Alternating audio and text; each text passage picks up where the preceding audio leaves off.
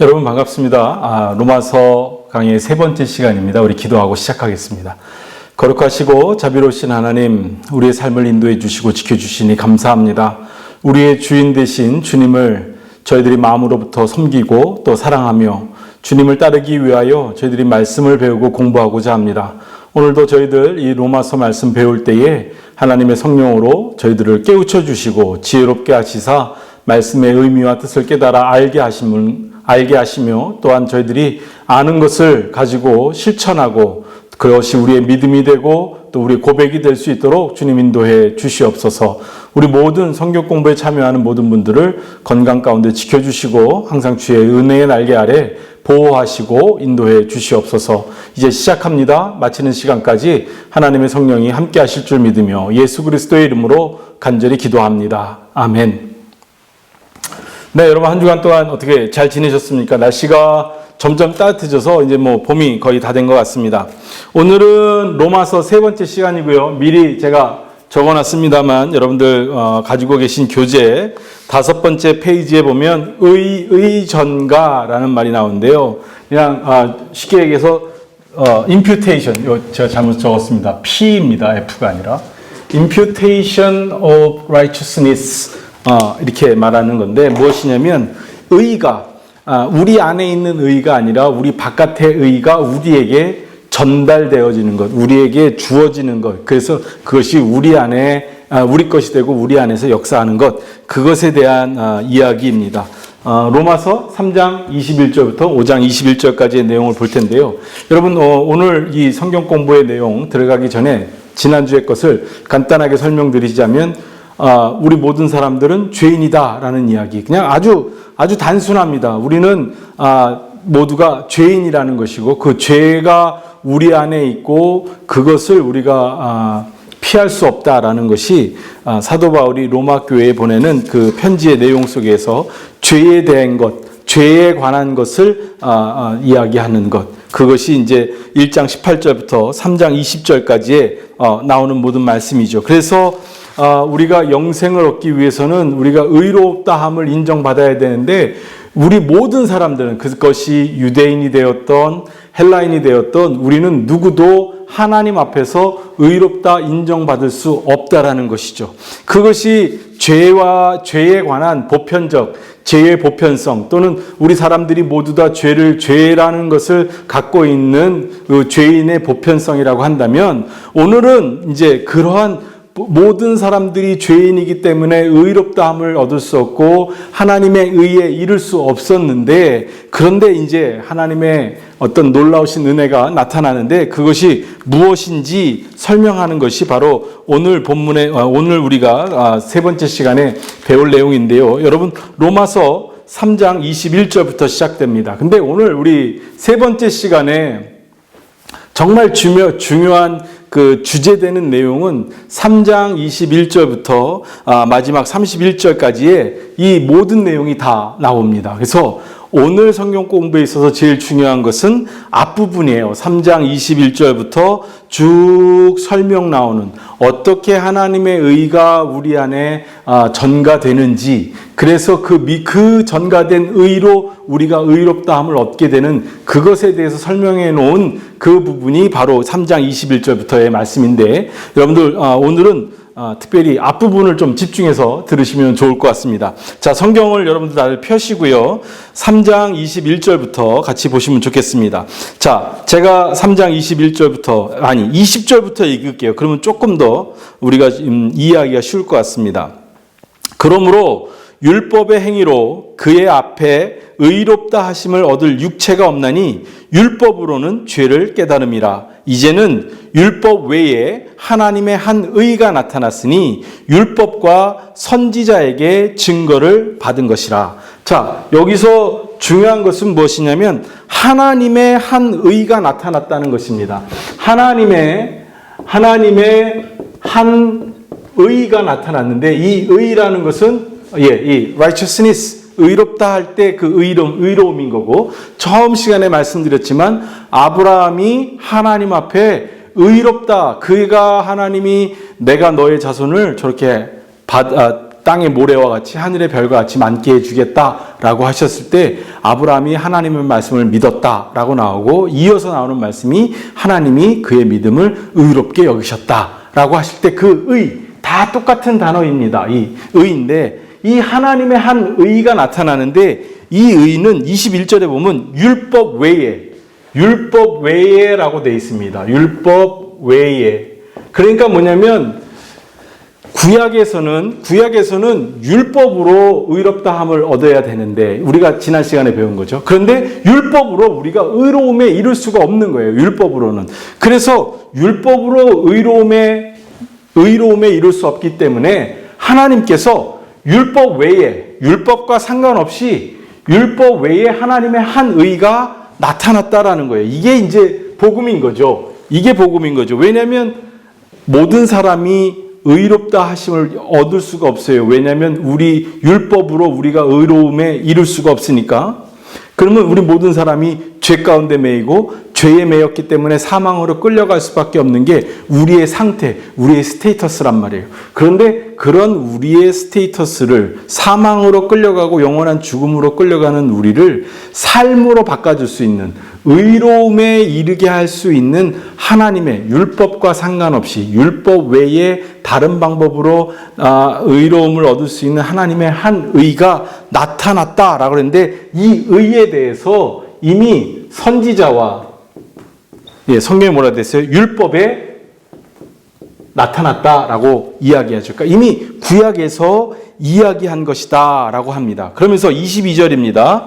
곧 예수 그리스도를 믿음으로 말미암아 모든 믿는 자에게 미치는 하나님의 의인이 차별이 없느니라. 이 하나님의 한 의가 나타났는데 그것이 구약에 이미 다 증거된 건데 이 하나님의 한 의, 율법 외에 하나님의 한 의가 나타나는데 그것이 뭐냐면 22절에 보니까 예수 그리스도를 믿음으로 말미암아 모든 믿는 자에게 미치는 하나님의 의. 예수 그리스도를 믿음으로 주시는 의라는 겁니다. 예수 그리스도를 믿음으로 인하여 우리에게 주시는 하나님의 의. 제가 이거를 영어 성경으로 보니까 조금 더 이해하기가 쉬워요. 영어 성경으로 보면 righteousness of God, 하나님의 의가 어떻게 오냐면 through faith, 믿음을 통해서 오는데 누구에 대한 믿음이냐? 예수 그리스도. through faith in Jesus Christ. 예수 그리스도 안에 있는 예수 그리스도에 대한 믿음을 통해서 하나님의 의가 나타났다라는 겁니다. 그러니까 우리가 이전에 읽었던 3장 20절까지 나오는 죄와 율법과 죄에 대한 이야기, 그래서 우리가 의로움에 이를 수 없었는데 하나님이 우리를 의롭게 하시기 위해서 또 다른 한 의를 나타나셨는데 그것은 어떠한 방법이냐? 예수 그리스도를 통해서 주시는 건데 예수 그리스도를 통해서 무조건 주는 것이 아니라 예수 그리스도를 믿는 그 믿음을 통해서 얻게 하셨다라는 것이에요. 그리고 이 예수 그리스도를 통해서 얻게 하시는 이 하나님의 의의 특징은 뭐냐면 영어 성경으로 보면 no distinction이라고 되어 있습니다. not distinction. 그 말은 뭐냐면 차별이 없다는 거예요. 무슨 뜻이냐? 율법으로 주시는 의는 유대인과 이방인을 차별했어요. 왜냐하면 율법을 오직 유대인들 또는 이스라엘, 히브리 민족에게만 주셨기 때문에. 그래서 할례 받은 자, 율법을 지키는 자 구별을 했죠. 율법을 지키는 자와 율법을 지키지 않는 자, 할례 받은 자와 할례 받지 않는 자를 구별했는데 구약의 율법을 통하여 의에 이르게 하시는 하나님의 그 방법은 차별이 있었는데 예수 그리스도를 통해서 얻게 하시는 이 의는 하나님의 의는 차별이 없다는 거예요. 이것이 특징입니다. 그래서 23절에 모든 사람이 죄를 범하였음에 하나님의 영광에 이르지 못하더니 이 23절의 한 절의 말씀을 통해서 우리가 이 앞전에 1장 18절부터 3장 20절까지 죄에 대해서 공부한 내용을 한 줄로 딱 정리하는 거죠. 모든 사람이 죄를 범하였어서 하나님의 영광에 이르지 못하였는데 24절 그리스도 예수 안에 있는 속량으로 말미암아 하나님의 은혜로 값없이 의롭다 하심을 얻는 자가 되었느니라. 이 하나님의 의를 얻게 된 것을 소개하는데 여기에는 또 다른 말로 설명을 하고 있는데 그것이 뭐냐면 예수 그리스도를 통해서 여기에서 중요한 단어가 속량이라는 단어가 나오고요. 예. 그 다음에 24절에 또 다른 중요한 말씀이 뭐냐면 하나님의 은혜. 그 다음에 또 하나 중요한 말씀이 무엇이냐면 값없이라는 말이 또는 은혜라는 말하고 같은 말로 이해할 수도 있는데 엄밀하게 따지면 조금 다르죠. 그 다음에 값없이 의롭다 하심을 받았다. 의롭다. 자, 이 네 가지 단어가 이 24절에서 중요한 건데 우선 속량이라는 단어, 이 속량이라는 단어의 의미는 뭐냐면 죄값을 치르는 것을 말하는 거죠. 그러니까 예수 그리스도께서 우리의 죄값을 치르시는 거예요. 이 하나님의 의, 예수 그리스도를 믿음으로 얻는 하나님의 의는 무엇이냐면 예수 그리스도께서 우리를 위하여 죄를 속량하시고 그래서 우리가 의를 얻게 하는 건데 그것이 하나님의 은혜라는 거예요. 그런데 이게 왜 값없이와 은혜를 구별하냐면 여기서 말하는 은혜는 하나님께서 우리를 의롭게 하시기 위해서 주시는 하나님의 선물이기 때문에 은혜라고 얘기하는 거고 값없이라는 것은 무엇이냐면 그런 은혜인데 그 은혜를 받는데도 불구하고 우리가 대가를 치르지 않아도 되는 누구에게나 믿음만 가지면 주시기로 약속하시는 값없이 주시는 정말 은혜인데 또 다른 은혜의 모습과 값없이 주시는 또 다른 은혜의 모습이 이 안에 있다라는 것이죠. 그렇게 해서 이것을 통해서 우리가 의롭다함을 얻게 하셨다라는 말씀이 24절의 말씀입니다. 자, 그러면 여기 있는 말씀 제가 요거 지울게요. 괜찮죠? 여러분 한번 전체적인 말씀 21절부터 24절까지 말씀을 여러분 다시 한번 찬찬히 한번 생각해 보시면 좋겠어요. 모든 사람이 죄를 지었고 그래서 하나님의 영광에 이를 수도 없고 의로움에 이를 수도 없어요. 그러니까 모든 사람들이 다 죄인이고 그래서 모두가 사망에 이를 수밖에 없었는데 하나님께서 우리 사람들을 살리시기 위해서 하나님이 살리시기 위해서 율법 외에 다른 방법으로 하나님의 의를 얻을 수 있도록 하나님의 의가 우리 안에 들어올 수 있도록 하셨는데 그것이 바로 예수 그리스도라는 겁니다. 그런데 그 예수 그리스도가 어떻게 우리에게 의로움을 얻게끔 하냐면 예수 그리스도께서 속량하시는 것 이것을 우리가 믿어야 되는 거예요. 예수 그리스도를 믿는다라고 하는 것은 우리가 예수 그리스도께서 십자가에 달려 돌아가심으로 내 죄값이 씻음을 받았다라는 사실, 예수 그리스도의 십자가 사건을 믿는 것을 의미하는 것입니다. 크게 아주 그 근본적인 의미가 예수라는 사람을 믿는 것이 아니라 하나님의 아들이신 그래서 인간의 몸을 입고 오신 예수 그리스도께서 나의 죄를 위하여 십자가에 달려 돌아가셨고 3일 만에 부활하셨고 그리고 승천하셔서 다시 하나님께로 돌아가셨다. 그분이 예수다. 그래서 이 예수가 나의 구세주다.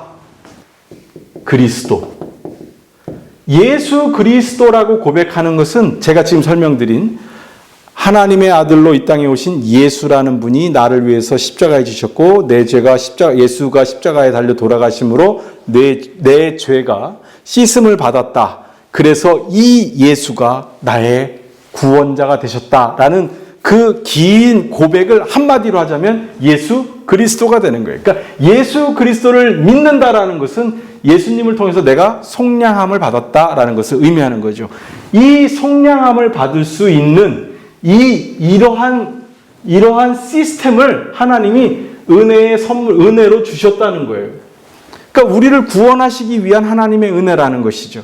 그런데 이 은혜가 어떤 우리가 큰 대가를 치루어야 하거나 이 은혜를 얻기 위해서 우리가 무언가 의무적으로 해야 되는 게 있는 것이 아니라 그냥 값없이 주시는 그런 놀라운 은혜라는 겁니다. 그것이 24절의 말씀이에요.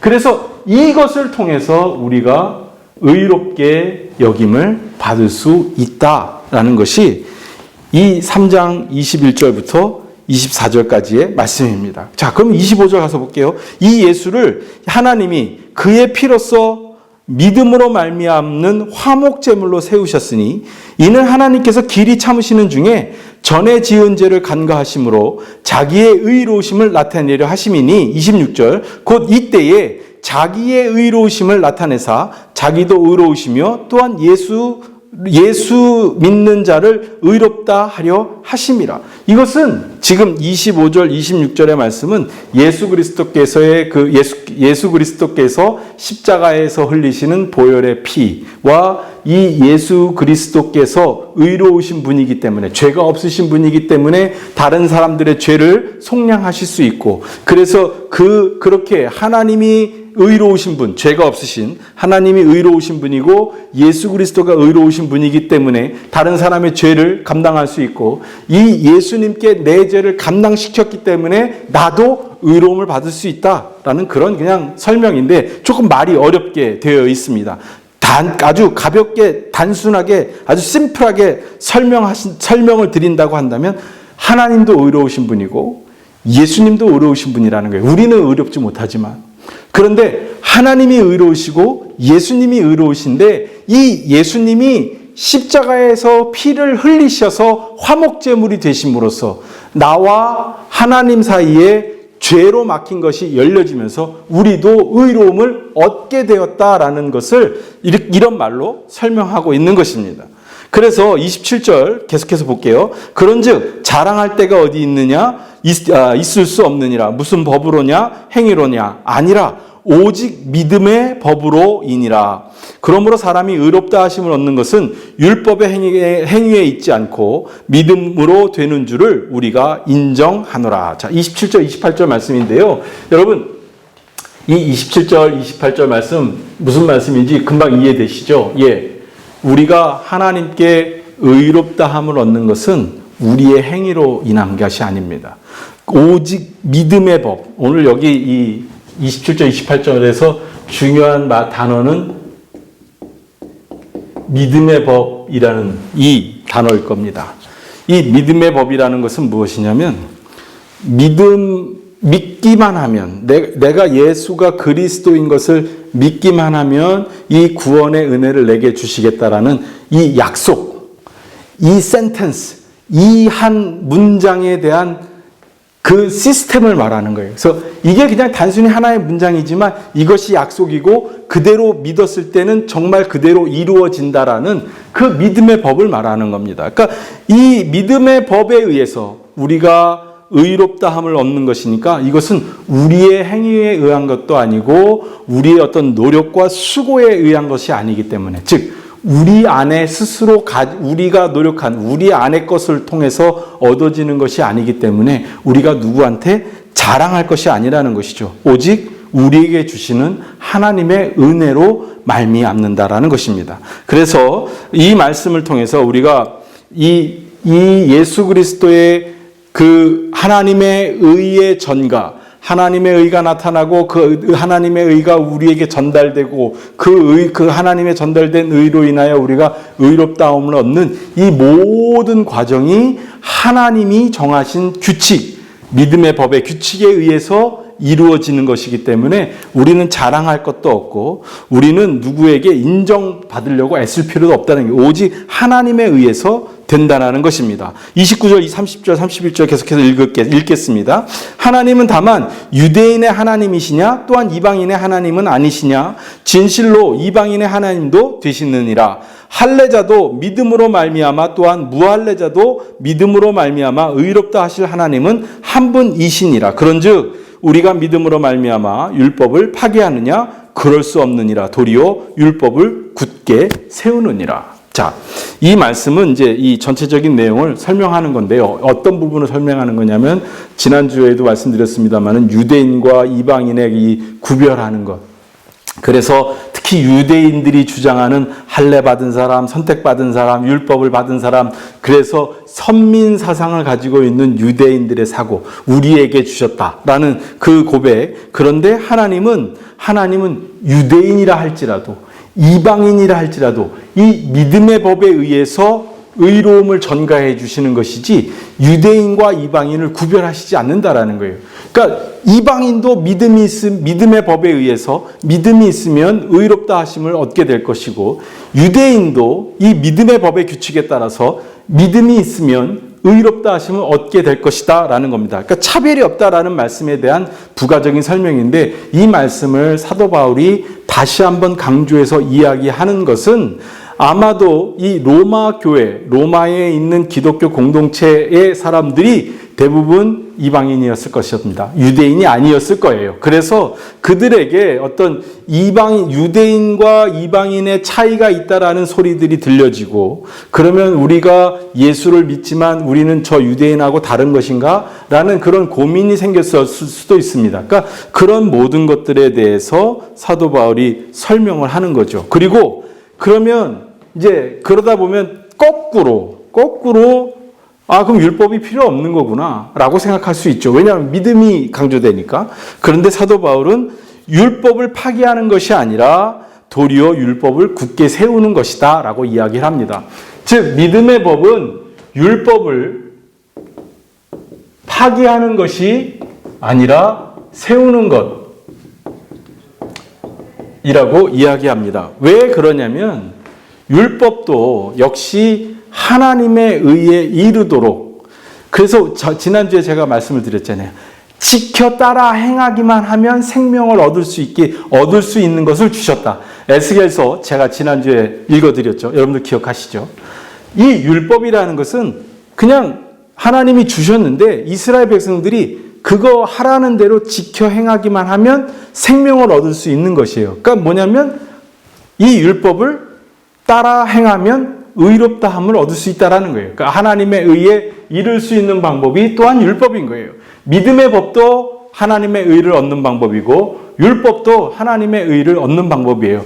이거 아니고 그래서 이거 주신 것이 아니라 이것도 하나님의 의에 이르는 법이고 이것도 하나님의 의에 이르는 방법인데, 유대인에게 이거를 주셨고 이 믿음의 법은 모든 사람들, 유대인과 이방인 구별 없이 차별 없이 모든 사람들에게 주신 것이다 라고 설명을 하고 있는 것이죠. 자, 이게 여러분 오늘 우리가 이 하나님이 당신의 한 의, 하나님의 의를 우리에게 주시기 위해서 하나님이 만드신 방법이라는 거예요. 여러분들 이 말씀을 참 곰곰이 잘 생각해 보시면 좋겠어요.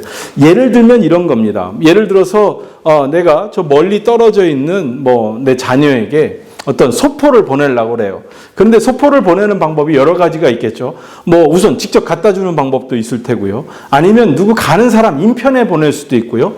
아니면 우체국을 통해서 보낼 수도 있겠고, 아니면 택배 회사를 통해서 보낼 수 있고, 또 다른 여러 가지 수많은 방법들이 있을 거예요. 그런데 예를 들어서 거기에 갖다 주는 여러 가지 방법들 중에 이것이 이런 이유로 안 되고 저것은 저런 이유로 안 되고, 그래서 모든 것이 안 되게 됐을 때, 그럴 때 부모된 내가 자녀에게 이 물건을 보내고 싶은데 보낼 방법이 없으니까 포기했느냐? 그것이 아니라 다른 방법을 고민해서 또 다른 방법을 찾아내서 안전하게 보낼 수 있는 방법을 찾아냈다라는 것하고 비슷한 것이라고 저는 생각을 합니다. 하나님께서 우리를 구원에 이르도록 그러니까 우리가 하나님의 의에 이르러서, 그래서 우리가 의롭다함을 얻고 구원을 받게끔 하시기 위해서 우리에게 율법을 주셨는데, 이 율법을 통하여 구원을 받아야 함에도 불구하고 우리가 죄로 인하여 율법으로 의롭다함을 얻을 수 있는 방법이 없으니까 하나님께서는 그러면 또 다른 방법을 생각하셔서 또 다른 방법으로 우리에게 하나님의 의를 전가해 주시려고 하는데, 그것이 바로 예수 그리스도라는 것이죠.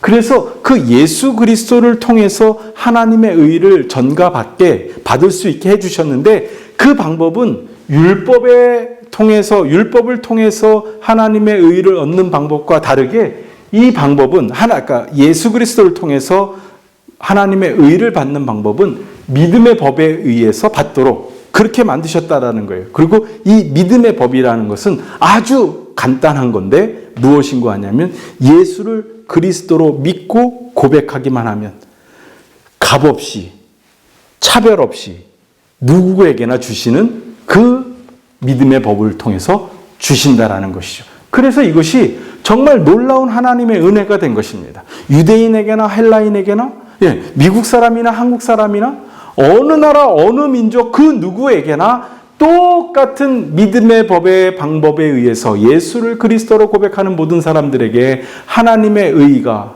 그 사람의 예수를 믿는 믿음을 통해서 하나님의 의를 얻도록 하셨다. 그래서 우리가 의롭다함을 얻게 하셨다. 지난주에 말씀드렸죠. 의롭다 함을 얻다. 이게 뭐냐면 칭의죠. 그래서 영어로 justification 이라고 말씀드렸죠. 그리고 이 칭의 justification은 첫 시간에도 말씀드렸습니다만은 우리 개신교회에 아주 중요한 종교개혁의 밑거름이 되고 바탕이 되고 중심이 되는 신학 사상입니다. 우리가 하나님의 은혜로 믿음으로 말미암아 이 믿음의 법의 방법으로 말미암아 하나님으로부터 의롭다함을 얻었다. 이것이 우리 개신교회의 신학의 핵심이고 중심인데 이 말씀의 설명이 어디에 나오냐? 로마서에서 나온다라는 말씀입니다. 그 마틴 루터가 이 로마서를 준비하고 로마서를 읽고 로마서 강해를 준비하면서 이 칭의에 대한 하나님의 약속과 그 비밀을 발견해내서 이거구나 라고 말하게 되었다라는 것이죠. 이것이 바로 칭의에 관한 말씀입니다. 자, 이제 우리 4장으로 넘어가서 4장의 이야기를 좀 보겠는데요. 4장, 5장은 3장의 말씀에 비해서 조금 우리가 쉽습니다. 그냥 이렇게 전체적인 설명을, 특히 4장은 전체적인 설명을 좀 드리면서 굳이 자세하게 읽지 않아도 될 것 같은데요. 4장에서는 아브라함에 대한 이야기가 나옵니다. 그래서 아브라함이 하나님에게 의롭다함을 받은 첫 번째 사람인데, 하나님께 의롭다함을 인정받은 첫 번째 사람이고, 이 사람이 바로 할례를 받은 첫 번째 사람인데, 그러면 이 아브라함이 할례를 받아서 의롭다함을 얻은 것이냐, 아니면 하나님의 말씀을 믿어서 의롭다함을 받은 것이냐, 이제 뭐 그런 이야기입니다. 여러분, 중요한 거는요, 아브라함이 우리가 창세기를 읽어보면 창세기 12장부터 아브라함에 관한 말씀이 나오는데, 이 아브라함에 관한 말씀을 읽으실 때 여러분들이 주의하셔서 그러니까 좀 주의하신다기보다는 좀 상상을 많이 하실 필요가 있어요. 왜냐하면 아브라함이라는 인물은 기록이 있기 이전의 사람입니다. 문자가 있어서 역사를 기록하기 이전의 사람이기 때문에 그때 당시에 어떤 일이 일어났는지를 우리가 구체적인 기록 역사로 보면서 정확한 내용을 파악할 수는 없어요.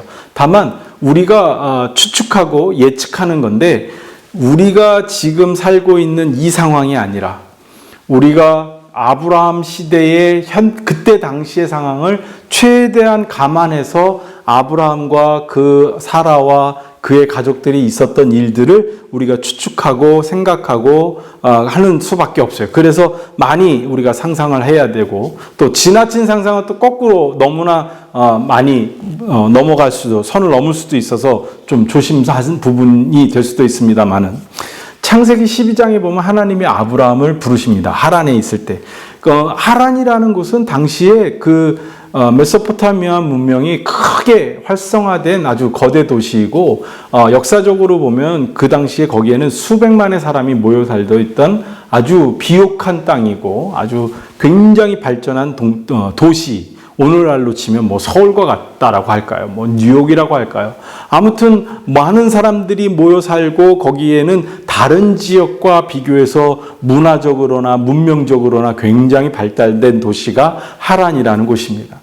그 하란이라는 곳에 아브라함이 있었는데, 하나님이 아브라함을 부르세요.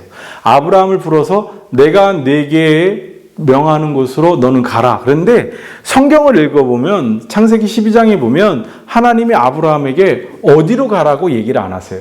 어디로 가라고 얘기 안 하시고, 또 어떻게 가라고도 얘기 안 하세요. 근데 저도 성경을 읽을 때마다 항상 이 부분에서 제가 혼자 생각하는데, 어떻게 하나님이 이 가나안으로 가도록 지시를 하셨는데 어떻게 지시하셨을까? 혹시 뭐 예수님 태어났을 때 그렇게 큰 별이 나타나서 동방박사들이 별을 보고 따라왔듯이 하나님께서 어떤 아브라함에게 어떤 그 표시를 보여주시고 그거를 보고 따라가게 하셨을까? 아니면 꿈속에 보여주셨을까? 뭐 저도 상상되는 방법이 없습니다. 어쨌든 중요한 거는 아브라함이 그가 살던 아비와 또 친척과 함께하던 사람들, 그 사람들을 떠나서 하나님이 명하시는 곳으로 가는데 분명한 건 두 가지예요. 첫째, 아버지와 친척집을 떠난다라는 것은 굉장히 위험한 일입니다. 왜냐하면 당시만 해도 모든 사회가 시족 사회였어요. 그래가지고 한 사람의 족장을 중심으로 그 가족들이 한 사회를 이루고 한 도시국가를 이루어서 이 사람들이 아주 혈연으로 똘똘 뭉친 그런 사회를 이루고 살던 시절입니다. 그래서 여기서 떨어져 나간다라는 것은 정말 죽음을 당할 수 있고 뭐 공격을 받아서 모든 재산을 다 빼앗길 수 있는 아주 위험한 상황이라는 거 첫 번째. 그건 분명한 사실이고 또 하나 분명한 사실은 뭐냐면 하란이라는 곳을 떠난다라는 것은 어쨌든 열악한 상황으로 간다는 거예요. 더 좋은 상황으로 간다는 것이 아닙니다. 아주 힘든 곳으로 간다는 거예요. 그러니까 하나님이 뭐 오늘날처럼 뭐 지도가 있고 그래서 이렇게 보여주시고 사진으로 찍어서 자 봐봐 여기 우물도 그 강도 있고 개천도 있고 넓은 들판도 있고 초목도 있고 자 이렇게 좋은 곳이야. 내가 여기 너한테 줄 테니까 이리 가라고 한 게 아니라 어떻게 보여주셨는지는 모르지만 아브라함이 하나님이 가라는 곳으로 가는데 분명한 것은 하란이라는 곳이 가장 발달된 지역이기 때문에 하란보다는 분명히 나쁘다라는 것이죠. 그런데 아브라함이 하나님의 그 부르심을 따라갑니다. 그런데 아브라함이 왜 하나님의 부르심을 따라가셨을까요? 자, 여러분 우리 창세기 성경 다 갖고 지금 하고 계시죠? 창세기 12장 말씀 잠깐 돌아가서 볼게요. 아브라함 얘기가 4장에 나오기 때문에 그렇습니다. 창세기 12장 1절부터 제가 읽겠습니다. 여호와께서 아브라함에게 이르시되 너는 너의 고향과 친척과 아버지의 집을 떠나 내가 네게 보여줄 땅으로 가라. 보여준 땅이 아니라 보여줄 땅, 보여줄 거다. 그 땅으로 가라는 거예요. 내가 너로 큰 민족을 이루고 내게 복을 주어 내 이름을 창대하게 하리니 너는 복이 될지라. 너를 축복하는 자를 내가 복을 내리고 너를 저주하는 자에게는 내가 저주하리니 땅의 모든 족속이 너로 말미암아 복을 거둘 것이니라 하신지라. 4절. 이에 아브라함이 여호와의 말씀을 따라갔고 롯도 그와 함께 갔으며 아브라함이 하란을 떠날 때에 75세였더라. 이렇게 되어 있습니다.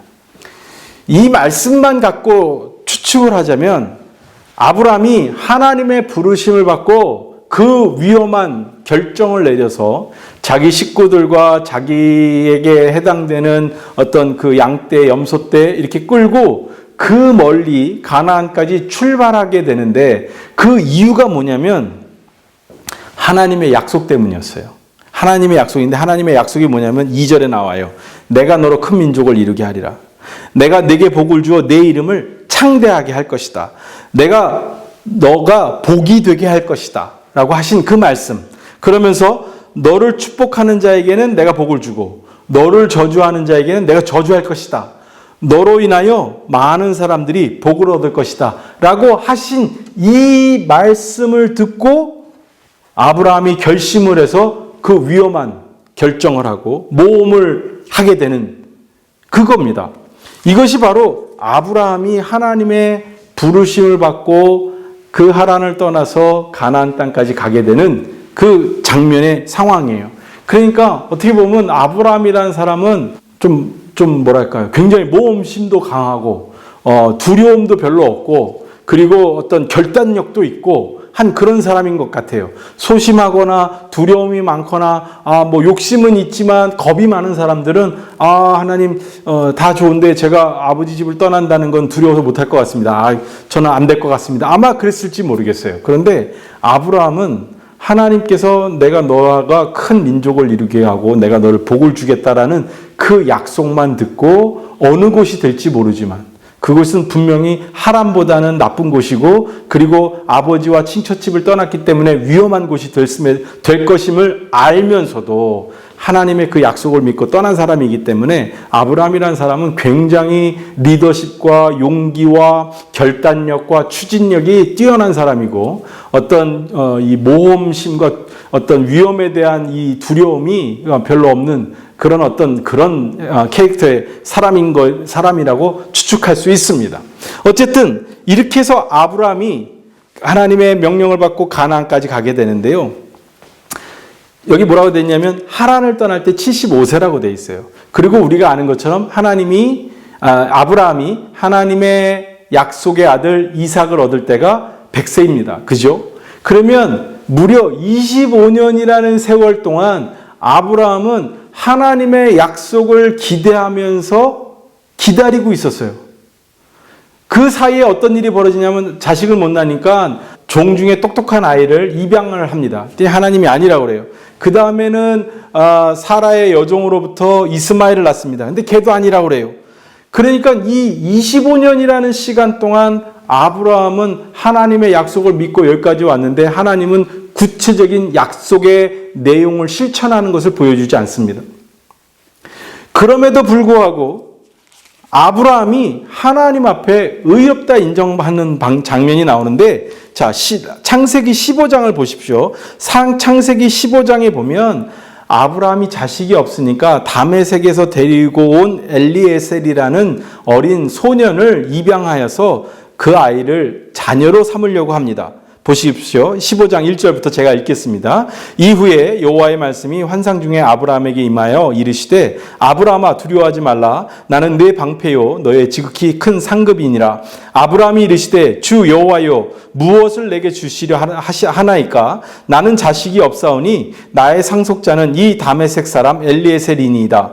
아브라함이 또 이르되 주께서 내게 씨를 주지 아니하셨으니 내 집에서 길린 자가 내 상속자가 될 것임이니이다. 여호와의 말씀이 그에게 임하여 이르시되 그 사람이 내 상속자가 아니라 내 몸에서 날 자가 내 상속자가 되리라 하시고 그를 이끌고 밖으로 나가 이르시되 하늘을 우러러 무뼈를 셀 수 있나 보라. 또 그에게 이르시되 내 자손이 이와 같으리라. 아브라함이 여호와를 믿으니 여호와께서 이를 그의 의로 여기셨더라 라고 되어 있어요. 자, 6절에 그렇게 되어 있죠. 아브라함이 여호와를 믿으니 여호와께서 이를 그의 의로 여기시고, 아브라함이 이 창세기 15장에서 하나님께 의롭다함을 받았어요. 그러면 아브라함이 언제 할례를 행하느냐? 이삭을 낳은 다음에 할례를 합니다. 그 이야기가 어디서 나오냐면 오늘 이 로마서 4장에서 나옵니다.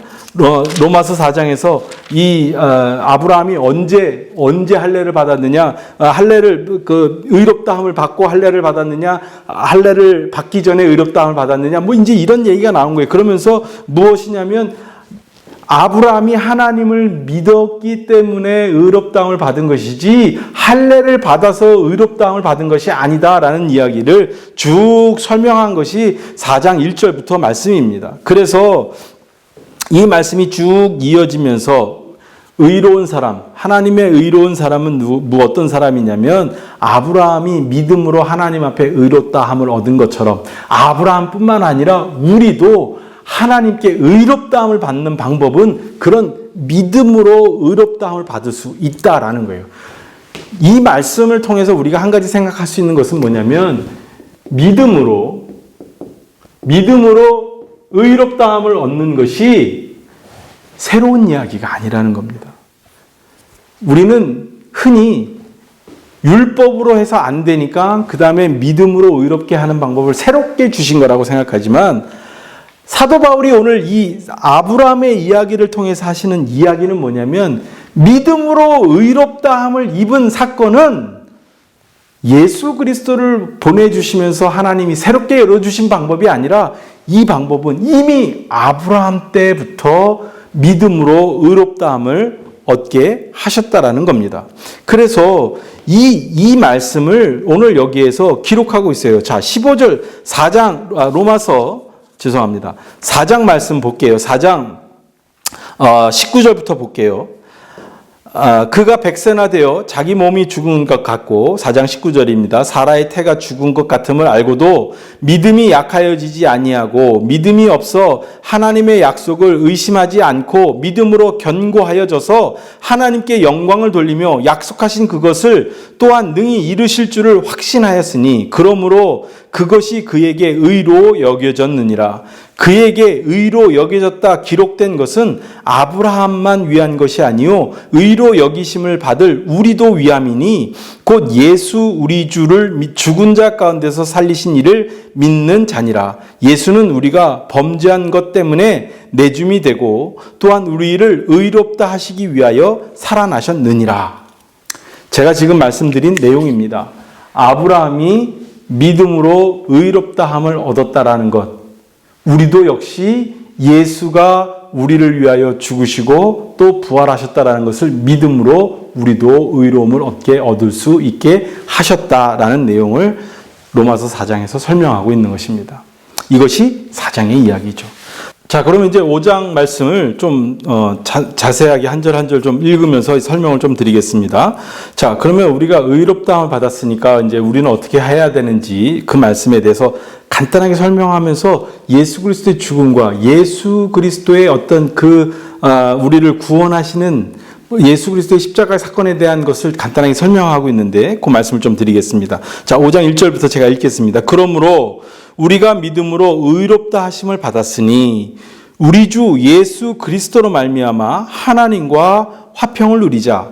또한 그로 말미암아 우리가 믿음으로 서 있는 이 은혜에 들어감을 얻었으며 하나님의 영광을 바라고 즐거워하느니라.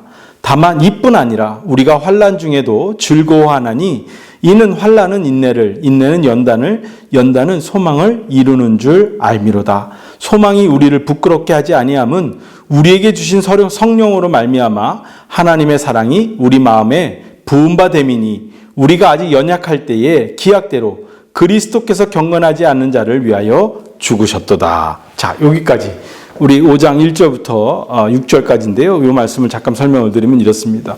우리가 하나님의 은혜로 하나님께서 그 하나님의 은혜로 하나님의 의를 우리에게 전가해 주셨죠. 믿음을 통해서 예수 그리스도를 믿는 믿음을 통해서 우리가 하나님의 의를 얻도록, 그래서 의롭다함을 받도록 해 주셨어요. 그러니까 이 예수 그리스도를 통해서 우리가 의롭다함을 얻었는데 예수 그리스도를 통하였다라는 말은 아까 우리가 3장 마지막 분에서 읽었습니다마는 예수 그리스도의 죽음과 그 피 흘리심, 그것을 통한 건데, 속량을 통한 건데, 그래서 그 속량을 통해서 하나님과 우리 사이가 회복되어지고, 그래서 우리가 믿음으로 하나님의 은혜의 자리에 들어갈 수 있게 되었다라는 것이죠. 그러므로 지금은 우리가 세상적으로는 똑같은 자리에 서 있는 것 같지만 우리의 영적의 자리는 바뀐 것이죠. 그래서 우리가 어떠한 일을 만나든지 우리가 항상 즐거워하고 감사하고 기뻐해야 하는데,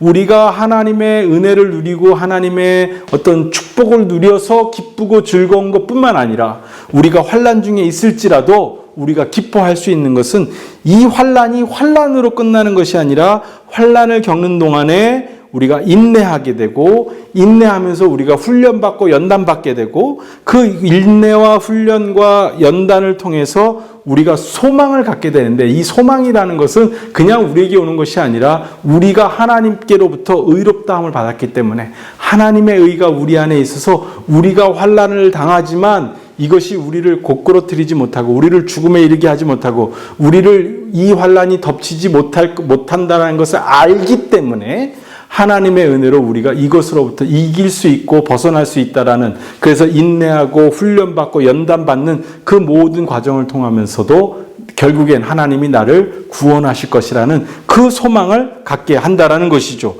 그리고 그 소망이 우리를 부끄럽게 하지 않는다고 합니다. 그 말은 무엇이냐면 이 소망은 우리 안에 있는 소망이 아니라 우리에게 주신 하나님의 의, 우리에게 전가된 하나님의 의로부터 비롯되는 소망이기 때문에 우리 개인의 희망이 아니라 하나님이 주시는 약속 있는 소망이 되는 거예요.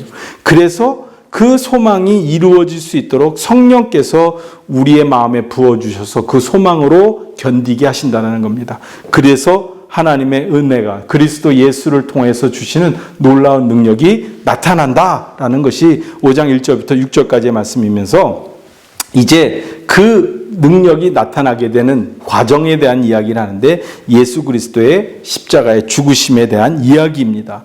실절에 보면 의인을 위하여 죽는 자가 쉽지 않고 선인을 위하여 용감히 죽는 자가 혹 있거니와 우리가 아직 죄인 되었을 때에 그리스도께서 우리를 위하여 죽으심으로 하나님께서 우리에 대한 자기의 사랑을 확증하셨느니라. 그러면 이제 우리가 그의 피로 말미암아 의롭다 하심을 받았으니 더욱 그로 말미암아 진노하심에서 구원을 받을 것이니 곧 우리가 원수 되었을 때에 그의 아들의 죽으심으로 말미암아 하나님과 화목하게 되었은즉 화목하게 된 자로서는 더욱 그의 살아나심으로 말미암아 구원을 받을 것이니라. 그뿐 아니라 이제 우리로 화목하게 하신 우리 주 예수 그리스도로 말미암아 하나님 안에서 또한 즐거워하느니라. 말이 복잡한데요. 전혀 어렵지 않다는 거 여러분들이 쉽게 이해하시리라 믿습니다.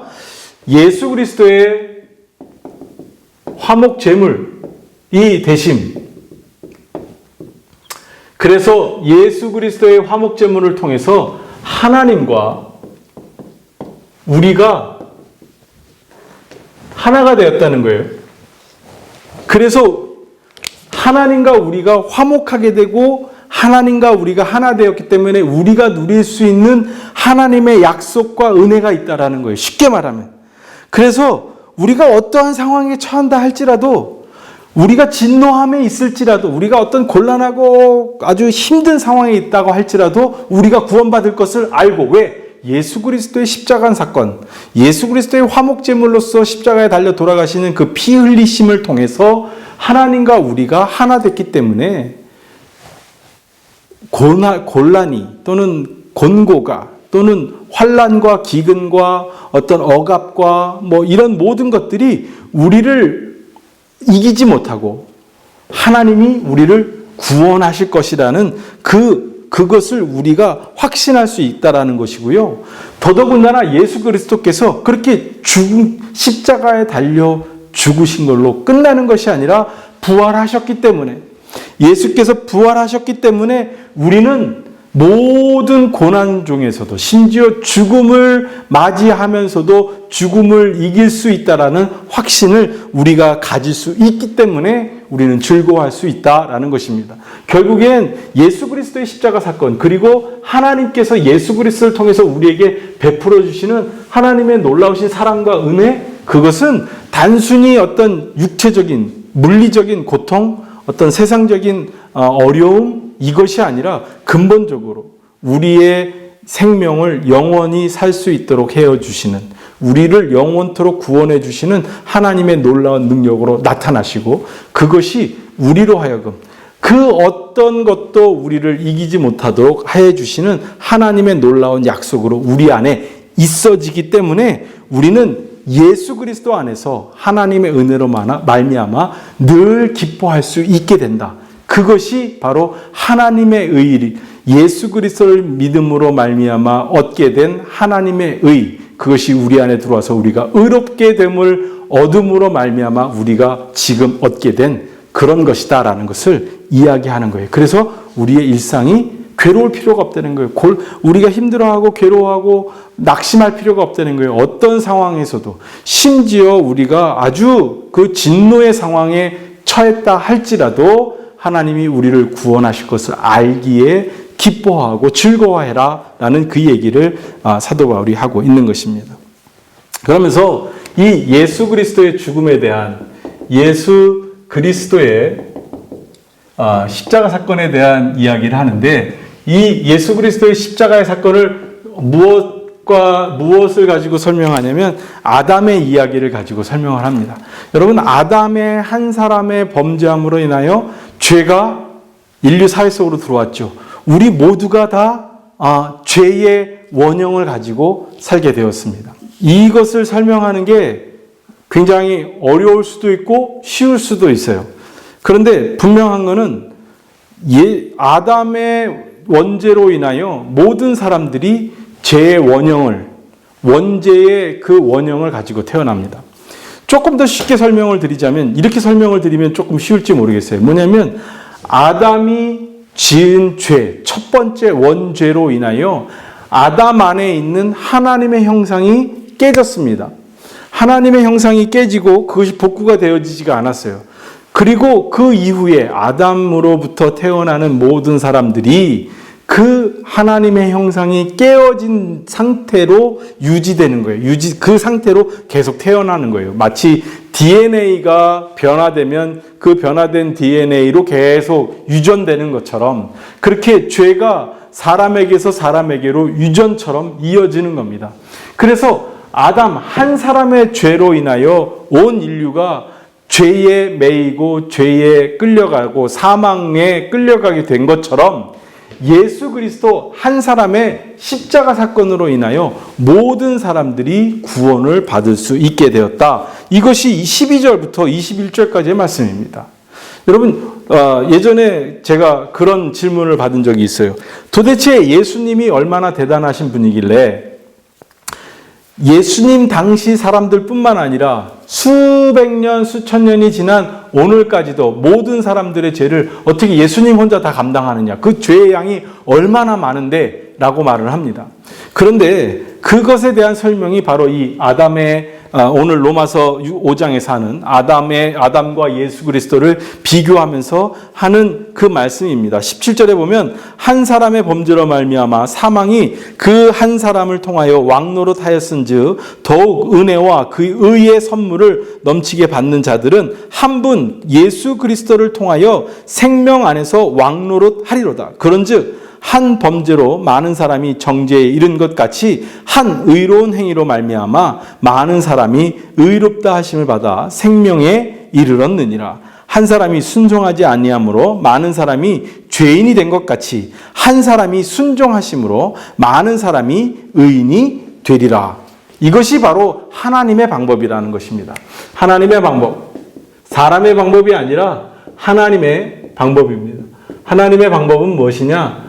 예수 그리스도 이 한 분이 하나님의 말씀에 순종하고 십자가를 지심으로 예수를 그리스도로 고백하는 모든 사람들이 죄 용서함을 받게 해주겠다고 하시는 하나님의 약속, 그 믿음의 방법, 믿음의 법칙을 통해서 하나님이 우리를 구원해 주신다라는 거죠. 그러니까 이것은 이 하나님의 방법, 하나님의 이 법칙, 믿음의 법을 믿고 그것을 고백하지 않고서는 이것을 우리가 알 수 있는 방법이 없어요. 이것은 우리가 머리로 계산하고 숫자로 계산해서 알 수 있는 과학적인 방법으로 이해하는 방법이 아니라 믿음으로 이해할 수 있는 방법밖에 우리에게 주어진 것이 없다라는 것입니다. 이것이 로마서 3장 21절부터 5장 21절까지에 나오는 의의 전가, 하나님이 사람들을 구원하시기 위해서 율법의 방법으로 했는데도 불구하고 사람들이 모두 다 죄인이기 때문에 더 이상 율법의 방법으로는 의롭다 하심에 이를 수가 없게 되었을 때에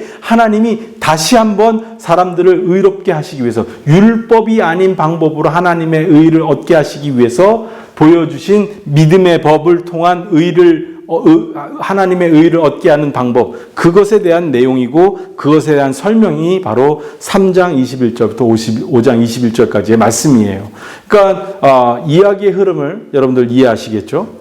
로마 교회 사람들한테 인사하고 믿음으로 구원받는다는 것이 어떤 것인지를 소개한 이후에 사람들이 죄인이었고 죄인이기 때문에 하나님의 의롭다 하심을 얻는 데 이룰 수 없었는데 하나님이 율법 외에 다른 의로 하나님의 의를 나타내셨고 그것이 복음이고 그것이 예수 그리스도를 믿음을 통해서 얻는 방법으로 주셨는데 그것은 마치 그 옛날 아브라함이 할례를 받아서 의롭다함을 받은 것이 아니라 믿음으로 하나님의 말씀을 믿음으로 의롭다함을 받은 것처럼 우리도 역시 믿음으로 의롭다함을 얻게끔 하신 것이고 그 의롭다함을 받은 우리는 이 세상에 살면서 어떤 고난을 당해도 우리가 두려워하고 걱정하고 근심할 것이 아니라 예수 그리스도 안에서 기뻐할 수 있는 것이다. 마치 아담 한 사람의 죄로 인하여 모든 사람이 죄인이 된 것처럼 예수 그리스도 한 사람을 통해서 우리가 다 구원을 얻을 수 있는 길을 하나님이 만들어 주셨습니다. 그것이 오늘 말씀의 주 내용이라는 것이죠. 자, 여러분들 좀 이해에 도움이 되셨으면 좋겠습니다. 오늘은 여기까지 하고요. 다음 주에 이어서 또 계속해서 하겠습니다. 다음 주에는 성화에 대해서 할 텐데, 우리 특히 감리교회에 있어서는 성화가 굉장히 중요합니다. 개신교회, 종교개혁을 하는 마틴 루터나 요한 칼빈이나 존 칼빈이나 또 뭐 쯔빙글리나 뭐 이런 사람들한테는 칭의가 굉장히 중요한 어떤 신학적인 주제라고 한다면, 18세기에 영국에서 새로운 어떤 신앙운동을 일으켰던 존 웨슬리, 우리 요한 웨슬리 목사님에게 있어서는 성화가 굉장히 중요한데, 다음 주에는 이렇게 하나님의 의로 구원함을 받고 새로운 믿음으로 의롭다함을 받은 사람들, 그래서 그 하나님의 의롭다함을 받았기 때문에 두려워하지 않고 기쁨으로 지내는 우리가 거룩함에 이르는 그 방법에 대해서 이야기하는 것들을 우리가 좀 다음 주에 읽을 텐데요. 여러분들 오늘 말씀 3장 21절부터 5장 21절까지 말씀 제가 드린 설명을 생각하시면서 다시 한번 읽어보시고 또 말씀의 내용을 좀 더 이렇게 의미해 보시면 좋을 것 같습니다. 혹시 질문 있으신 분들은 우리 단체 대화방에 질문 남겨주시고요. 또 그러면 제가 착실히 대답해 드리도록 하겠습니다. 여러분 오늘도 수고하셨고요. 다음 주에 계속해서 4번째 시간 진행하도록 하겠습니다. 우리 다 같이 주기도문 함으로써 오늘 성경 공부 마치도록 하겠습니다. 하늘에 계신 우리 아버지여, 이름이 거룩히 여김을 받으시오며 나라가 임하옵시며 뜻이 하늘에서 이루어진 것 같이 땅에서도 이루어지이다.